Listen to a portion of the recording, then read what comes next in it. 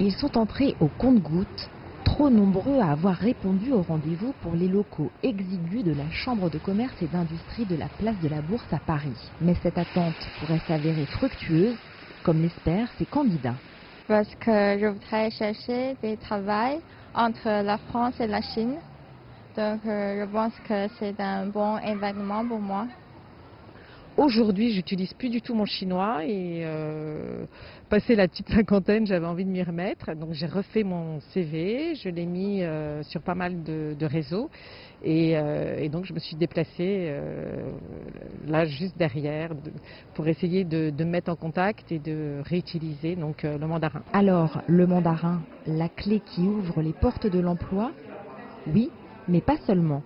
Car si la langue est nécessaire, c'est aussi la connaissance d'une autre culture qui peut faire la différence. Qu'est-ce que viennent chercher ces entreprises? Elles viennent chercher des gens qui sont biculturels, qui connaissent les deux côtés, à la fois la Chine, sa culture, son environnement de business et aussi au niveau européen la même chose. Ils viennent avec des langues pratiquées, 2, 3, 4 langues parfois. Tout ça fait des futurs collaborateurs très efficaces pour développer les affaires. À condition, bien sûr, d'avoir une bonne maîtrise des deux langues. Oui, je pense, oui, les gens ils vont dire peut-être comme dit, quand on est étranger, c'est pas facile à trouver un boulot.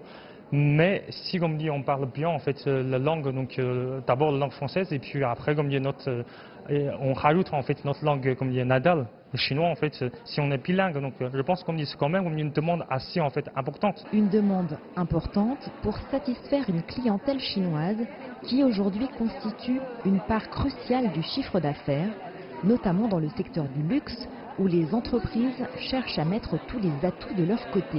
On a une clientèle chinoise assez importante et c'est des clients qui sont importants donc pour nous, à qui on veut fournir un service personnalisé. Donc ça passe aussi par des personnes sinophones et qui connaissent aussi la culture chinoise. C'est aussi le cas de cette boutique parisienne de prêt-à-porter pour qui les consommateurs chinois constituent 60 à 70% du chiffre d'affaires, bien consciente de la nécessité de s'adapter avec des conseillers de vente sinophones, mais aussi l'utilisation de l'application WeChat. Aujourd'hui, on s'en sert principalement pour montrer nos collections, communiquer avec notre clientèle, et on a déjà beaucoup de followers, comme on dit, sur ce compte, qui nous suivent, qui interagissent avec nos photos, nos vidéos et nos collections. Et ça nous permet de réaliser des ventes et on en est très content.